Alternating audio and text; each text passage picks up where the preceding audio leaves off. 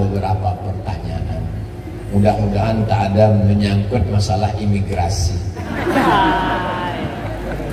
Assalamualaikum warahmatullahi wabarakatuh, Ustadz. Saat ini saya bekerja di salah satu kapal pesiar di Amerika.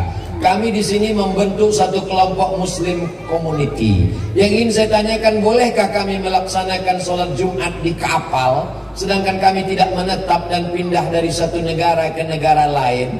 Mohon penjelasannya kepada Al-Mukarram Ustadz Abdul Somad. Dari Bapak Edi Kurniawan, alumni TMI Al-Amin Prenduan 2012, sekarang tinggal di Amerika. Wow. Tamat Al-Amin, bisa kerja di kapal pesiar di Amerika. Masya Allah, tabarakallah. Hanya satu mazhab yang mewajibkan sholat Jumat di masjid, mazhab Maliki. Selain mazhab Maliki, mazhab Hanafi, mazhab Syafi'i, mazhab Hambali boleh sholat di gedung, boleh sholat di tanah lapang, boleh sholat di convention hall untuk sholat Jumat. Tapi kalau ada masjid, maka lebih afdal di masjid. Adapun di tengah laut, tak ada masjid. Sholat di masjid mana? Masjid terapung, itu pinggir laut. Jadi kalau ditanya boleh sholat di kapal, boleh. Karena yang mewajibkan sholat Jumat di masjid hanya mazhab Maliki. Lalu kemudian yang jadi masalah jumlah. Yang mewajibkan mesti 40 orang dan semuanya mukim, itu mazhab Syafi'i. Adapun mazhab Hanafi, kalau menurut urf dia sudah dianggap sebagai jamaah, walaupun tidak cukup 40 orang, maka sah sholat Jumatnya. Jadi masalah yang kedua adalah masalah angka, berapa sebenarnya yang ada di kapal itu. Masalah ketiga, orang yang musafir tidak wajib sholat Jumat, maka dia sholat zuhur. Tapi kalau dia menetap, lalu kemudian dia melaksanakan sholat Jumat, maka sholat Jumatnya sah. Adapun orang musafir, kalau dia sholat Jumatnya sah, tapi dia tidak wajib. Ini tentang 3 hal terkait. Pertama, tentang sholatnya apakah mesti di masjid. Yang kedua, tentang jumlahnya. Yang ketiga, tentang apakah orang musafir wajib sholat Jumat. Yang kedua, saya wali santri asal Samarinda Kaltim, mau bertanya kepada Ustadz kiat agar anak istiqomah dalam mondok dan kami sebagai orang tua lebih tawaduk mendoakan anak karena jauh dari kami, khususnya saya pribadi, biar nggak galau ditinggal anak. Mohon wejangan. Ini membuka kartu, sesungguhnya yang galau bukan kalian saja, orang tua pun ternyata galau. Hai bapak-bapak, ibu-ibu yang galau meninggalkan anak di pesantren, lebih baik kau galau sekarang daripada galau tahun 2042 karena anakmu ditangkap BNN. Lebih baik nangis sekarang daripada nangisnya tahun 2042 gara-gara anakmu kena penyakit masyarakat pekan. Nah, jadi kalau datang begitu, kuat-kuat hati, sabar-sabarkan hati, jangan nangis. Kalau melepas anak di pesantren Al-Amin, tepuk bahunya, kasih semangat. Belajar di sini, serius, bacakan selawat, bacakan doa. Kalau mau nangis, nanti setelah sampai Suramadu, nangis. Cari di bawah jembatan tuh nangis.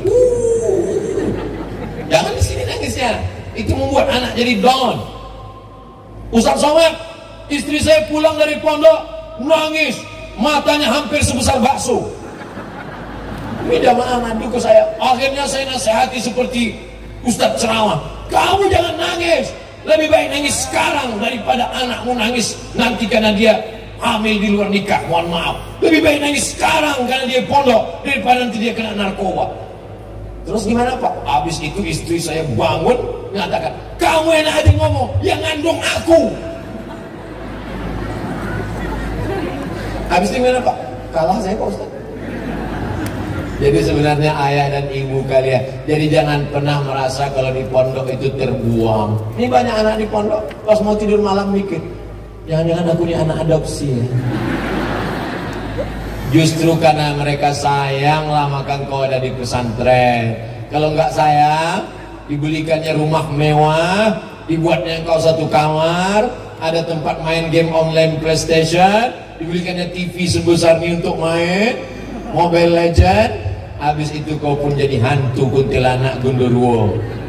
Kalau dia sayang, dia akan kirimkan engkau sejauh mata memandang supaya kau menjadi anak yang soleh dan solehah. Insya Allah ini semua adalah anak-anak yang soleh dan solehah.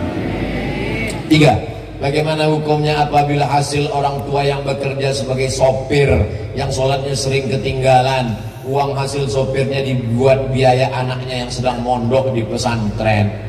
Hasil dari korupsi, dari haram, dibelikan ke uang, dibelikan ke beras, uangnya dikirim ke pondok, lalu kemudian duit haram itu dimakan, lalu kemudian menjadi setetes darah, darahnya masuk ke jantung, dari jantung disemprotkan naik ke otak. Ayatnya semua hafal, nasiyatin kadzibatin khoti'ah, ubun-ubun, kazibatin pembohong, khoti'ah pelaku dosa, pembuat kejahatan. Kenapa ubun-ubun? Karena otak inilah yang memerintahkan. Jangan heran kalau ada anak yang otaknya jahat, salah satu penyebabnya adalah makan haram. Jadi kebetulan di sini Pak Sopir, kamu tetap bisa sholat Pak Sopir. Maghribnya nggak bisa, sholatnya isya nanti jamak takhir.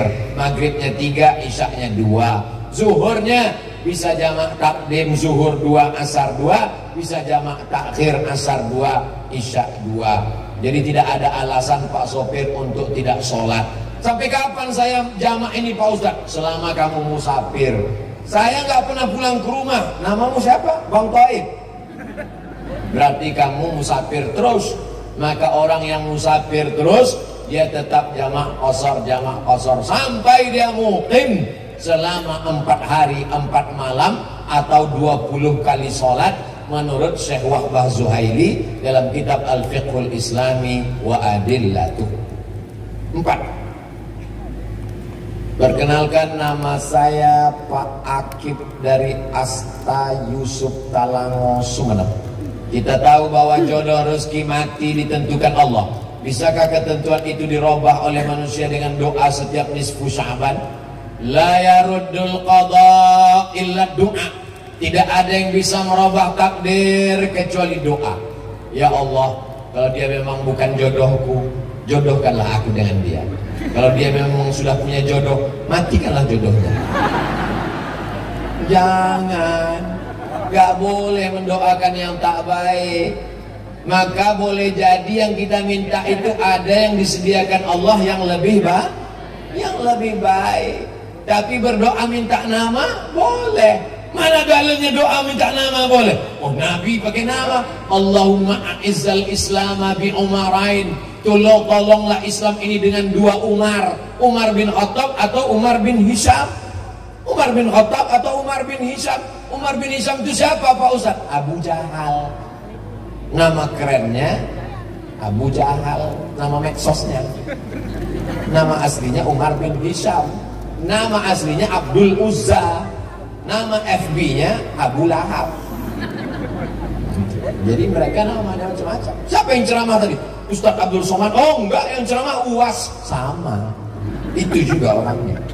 Jadi doa bisa merubah. La yaruddul qada illa doa. Tapi doa takdir itu ada 2. Ada takdir mubram, ada takdir muqayyad.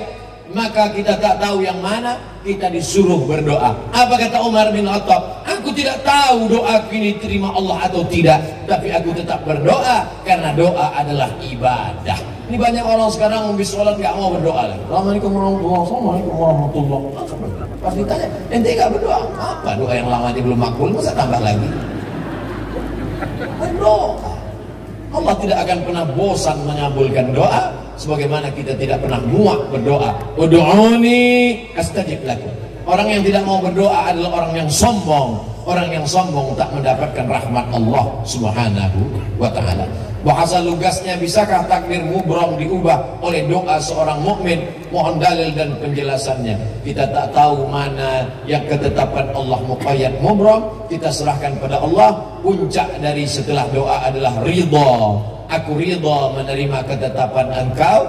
Raditu billahi rabba wa bil islami dina. Ada yang lebih tinggi daripada surga. Ketika orang sudah masuk surga, ditanya Allah Ta'ala, ya ahlal jannah, madza turidun? Hai penghuni surga, kamu mau apa? Penghuni surga menjawab, ada satu yang kami belum dapat ya Allah, ridhaka. Itulah mengapa kita selalu berdoa, Allahumma inna nas'aluka ridhaka wal jannah. Boleh jadi tidak sampainya keinginan kita karena Allah menginginkan ridho. Bagaimana cintanya Qais kepada Laila, sampai-sampai Qais gila. Akhirnya Qais disebut dengan Laila Majnun, crazy, tergila-gila. Sampai satu saat dia ditanya, Qais, Al-Laila turidu amid dunya wa ma fi tawayaha. Qais, kamu pilih mana? Pilih Laila atau dunia beserta isinya? Apa kata Qais? La ghubaru ni'aliha ahabbu ilayya wa asfa li balwaha. Debu yang menempel di sendal Laila lebih kucinta daripada dunia beserta isi. Tapi cita-citanya tak tercapai. Akhirnya dia gila dan dia didoakan oleh ayahnya di samping Ka'bah. Syekh Muhammad Mutawalli Asy'arawi menulis kitab Muzakkirat ketika dia berada di kota Makkah jadi dosen. Di antaranya dia ceritakan, di antara orang yang sembuh karena berdoa di dinding Ka'bah adalah Qais karena didoakan ayahnya. Karena gila itulah syair-syairnya keluar. Kalau nggak gila nggak keluar. Ustadz Abdul Somad yang senantiasa dijaga Allah, saya mau tanya, apa hukum rambut apabila sudah jatuh dari kepala? Apakah disebut juga dia sebagai aurat, Pak Ustadz? Makasih. Kalau kita melihat rambut panjang, bagaimana kita tahu itu rambut laki-laki dan rambut perempuan? Karena laki-laki juga gondrong rambutnya. Maka kalau besar kemungkinan dapat rambutnya itu adalah di pesantren lil banat, semuanya perempuan, maka itu jenazah kalau meninggal dunia, maka menurut mazhab Syafi'i tetap batal wuduknya kalau disentuh oleh orang yang tak mahram. Maka kedudukan bulu rambut dengan kulit tidak beda antara orang yang sudah meninggal dengan orang yang hidup. Tapi kalau ada qarinahnya, dari antara qarinah itu adalah kalau dapat dipastikan 99,9% memang itu punya perempuan. Tapi kalau tak dapat dibedakan, maka maja'alallahu alaikum, Allah tidak menjadikan agama ini min haraj. Allah tidak mempersulit kita. Jadi jangan nanti sibuk adik-adik main bola tiba-tiba nggak jadi nendang. Kenapa? Ini ada rambut, laki-laki apa perempuan mahram? Tidak. La yukallifullahu nafsan illa wus'aha. Jadi masalah orang mati atau hidup, maka kulitnya tetap membatalkan wudhu menurut mazhab Syafi'i. Mohon penjelasan Ustadz kiat istiqomah dalam menghadapi badai fitnah, khususnya bagi kita yang berprofesi sebagai da'i. Ini nampaknya senasib dengan saya. Sedangkan Nabi Muhammad sallallahu alaihi wasallam diejek sahir, tukang sihir, kadzab, pembohong, asatirul awalin, tukang dongeng.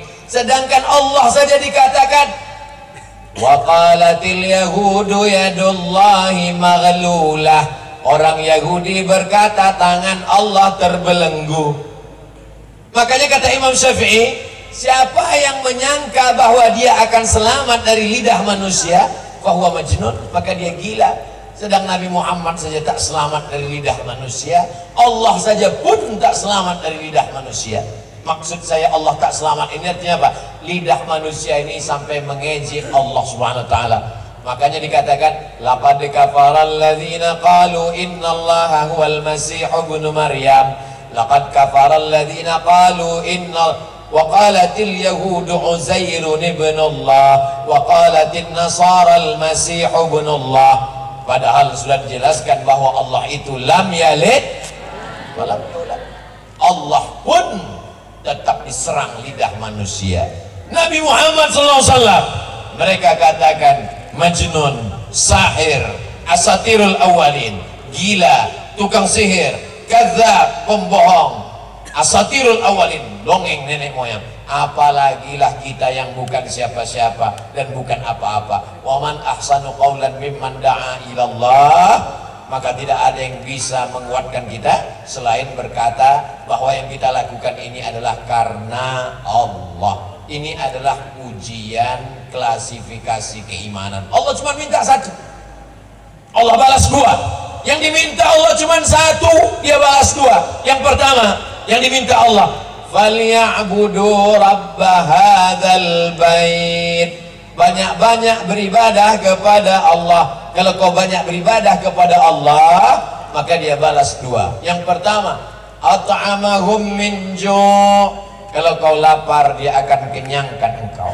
Wa amanahum min khauf. Kalau kau takut, engkau akan amanahum min khauf. Kalau kau takut, cemas, galau, dia akan berikan engkau rasa aman. Tapi yang dua ini mesti satu alat untuk meraihnya. Falyabudu rabb hadzal bait.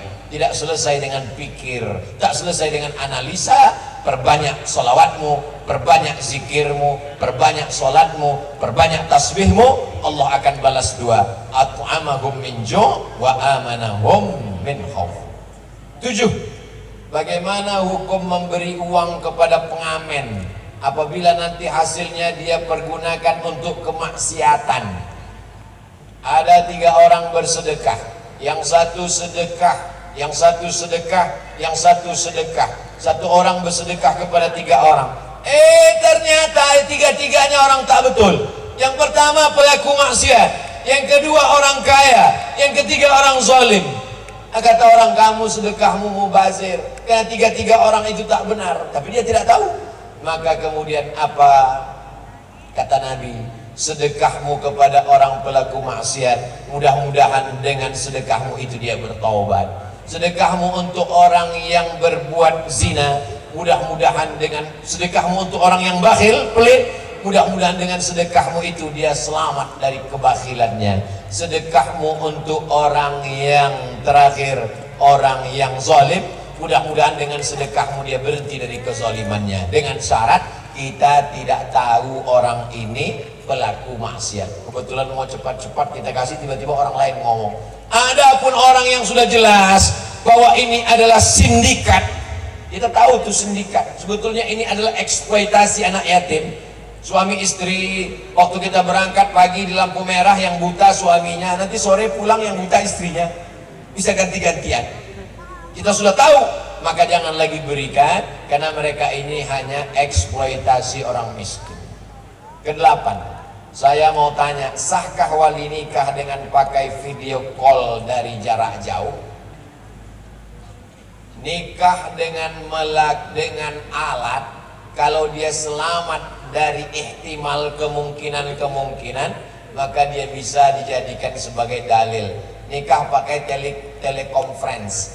Karena yang dimaksud dengan satu majelis itu bukan satu majelis wali mempelai laki-laki, 2 saksi. Yang dimaksud dengan satu majelis adalah satu waktu, yang satu dengan syarat tidak ada rish, tipuan di sana. Assalamualaikum, waalaikumsalam. Saya ini Pak Kua. Iya. Apakah Bapak betul walinya? Betul. Apalagi sekarang bisa nampak wajahnya. Jadi kalau tidak ada ihtimal, kemungkinan, maka sah. Tapi kalau begitu juga dengan akad jual beli. Tapi kalau masih ada di dalamnya kemungkinan, ad-dalil idza ihtamal saqata bihil istidlal. Kalau suatu dalil itu mengandung ihtimal, maka dia gugur menjadi istidlal. Tapi bagi saya pribadi lebih baik untuk tidak pakai itu. Kenapa? Al-khuruju minal khilafi aula. Kalau pakai alat ini ada khilafnya, kalau tak pakai alat ini tak ada ikhtilafnya. maka meninggalkan yang ada ikhtilafnya lebih utama daripada, tapi kalau tidak memungkinkan sama sekali maka boleh dipakai. 9. Berdosakah kita bekerja di salah satu dealer motor yang bekerja sama dengan perusahaan leasing finance dalam urusan transaksi kredit ke customer, sedangkan perusahaan leasing finance tersebut menerapkan praktek riba? Kalau pihak leasing jelas berdosa, tapi bagaimana dengan kedudukan dealer, pemilik dan pegawai dalam pandangan Islam? La'anallahu akilar riba, Allah melaknat orang yang makan riba. Wa mukilahu, orang yang dikasih makan riba, orang yang mewakilkan transaksi. Wa katibahu, orang yang mencatat, pegawai administrasi. Wa syahidaihi, orang yang menjadi dua saksi. Kulluhum sawa, mereka semuanya sama. Jadi 4 orang ini yang terkait dengan riba tadi sama. Adapun orang yang tidak terkait langsung, nah ini yang 4 ini terkait langsung. Saya jual makanan, tiba-tiba datang orang beli nasi. Assalamualaikum Pak Ustadz, saya mau beli nasi. Saya nanya, ini uang kau ini uang riba atau uang halal? Ngamuk dia. Kita tidak perlu tanya, kenapa? Karena saya jual nasi, nasi ini halal, maka yang dilihat di situ adalah nasinya. Jadi yang tidak terkait secara langsung, maka dia tak masuk. Adapun yang terkait langsung, yang 4 ini, maka masuk kategori haram. Jadi kalau orang jual riba, dia beli semen, kita jual semen.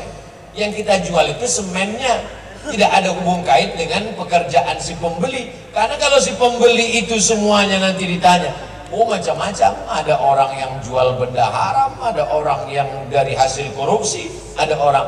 Jadi Islam tidak memberatkan. Yang kena hanya yang kaitan ring pertama yang langsung. Adapun yang tidak langsung tadi, maka tidak terkait dengan riba. Terakhir yang ke-10. Dalam pepatah dikatakan kulil haq walau kana murran. Jika dihadapkan pada sebuah kejadian yang mana pada saat itu jika berkata bohong akan bersalah terhadap guru, namun jika berkata jujur akan kehilangan pertemanan yang sudah lama dibangun. Bagaimana kita mesti bersikap sebagai seorang muslim? Ini sebetulnya bukan nanya, mau mencari pembenaran. Kalau saya jujur Pak Ustadz, ini bohong ke guru, tapi teman ini Pak Ustadz, teman ini sudah buat salah, maka tidak bisa berbohong untuk menutupi suatu kesalahan. Maka disebutkanlah ra'suz dzunub al-kadzib, induk dari segala dosa adalah bohong. Satu bohong akan ditutup oleh 1000 bohong. Yang boleh bohong cuman 3 kasus. Yang pertama ketika dalam perang, al-harbu khid'ah, perang itu tipu muslihat. Tiba-tiba perang, lalu kemudian saya masuk ke rumah jamaah, musuh kita datang, musuh kita nanya, ada Abdul Somad di sini, maka nggak boleh kasih tahu, tuh dibawa ke tempat tidur. Ada Abdul Somad di sini. Abdul Somad tidak ada di sini. Maksudnya tidak ada di sini, tapi ada di kamar sana.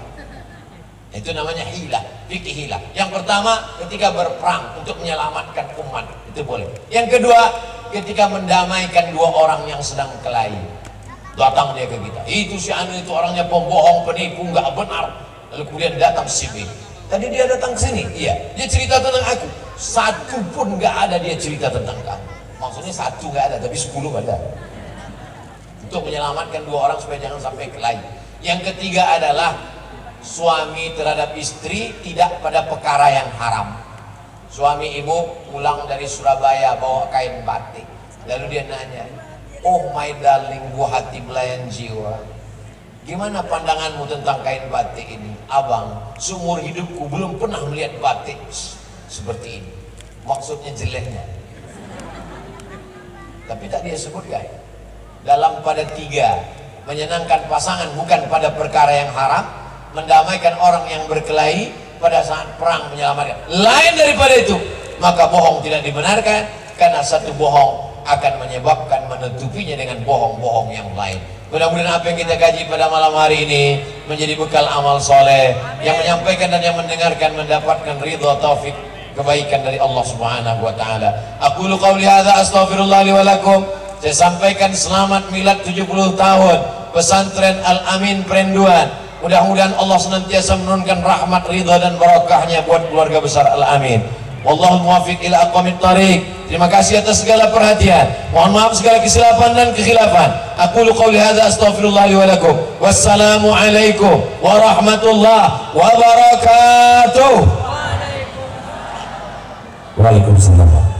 Ila hadratin Nabi Mustafa Muhammad